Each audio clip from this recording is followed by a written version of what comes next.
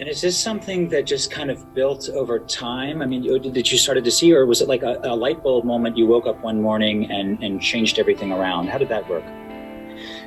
It was a light bulb moment to see the trajectory, basically see the bleak future, but the change in itself, that was a struggle.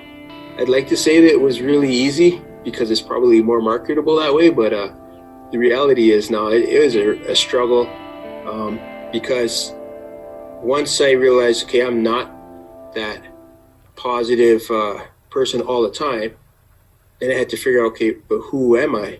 Who am I really? And how do I use this and how do I want to teach it really? So then there was kind of a journey of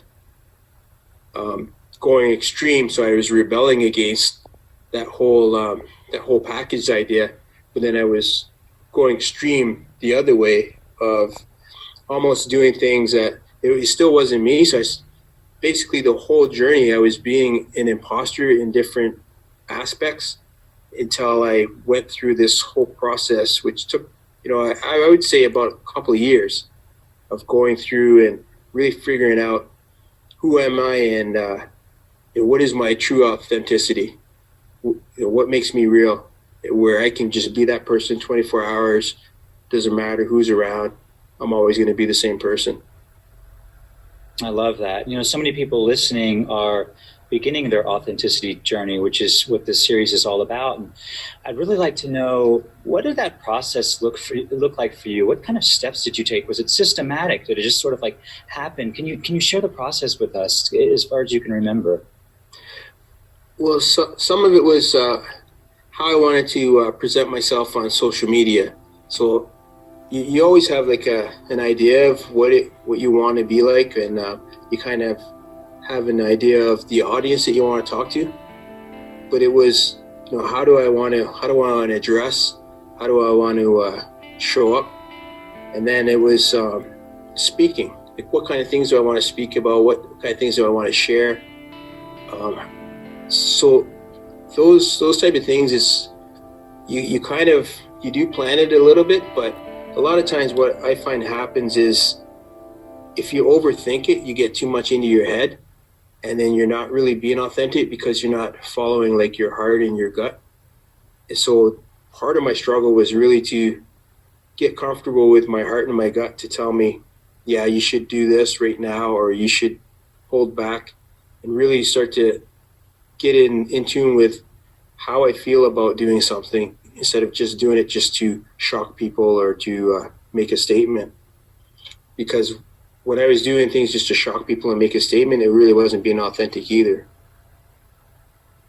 I remember that you told me that you went the complete opposite, and yeah, and that was good too, though, right? I mean, it helped you find a balance. Yeah, because I had to find my limits. So to find your limits, you have to kind of push to the extremes. And so once I found my limits, then I could start to find my happy balance where I was comfortable all the time, and this is who I really am. Because it is funny to say that you don't know who you really are, but when you're getting into things beyond just making money, and when you really start to do things that you're passionate about and you have a purpose for, you can really get lost in what your identity is.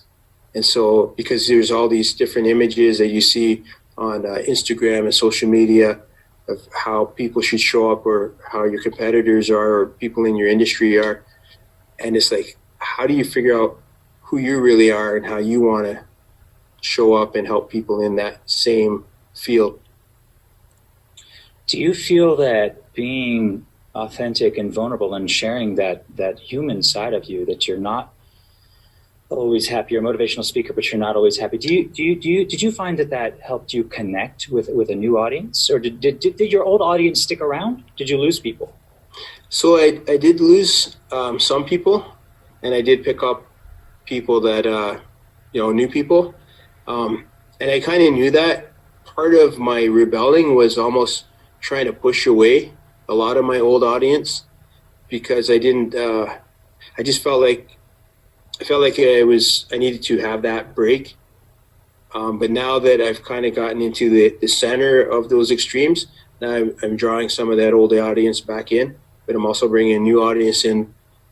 But knowing that like once you start to be authentic, you are going to lose some people, because some of the people were following you because they thought you were a certain way, because you were portraying that image, and they might not always like that. Oh, you are flawed, but other people like that because it's more relatable, because they can see, okay, you're still building your success even though you have some of the same struggles as I do. You really have to risk the judgment that's going to come along with you being who you are, don't you? Yeah, you do. But at the same time, when you're doing things, you got to realize that even if somebody doesn't agree with you, or they don't like what you're doing and they criticize you, they're, a month, 2 months later, they've forgotten about you, and they're going off and building their success and doing their thing. And if you're not going to do something because somebody like that might comment on you, you're actually limiting what you could do and how many people you could help for fear that somebody might not agree with what you're doing.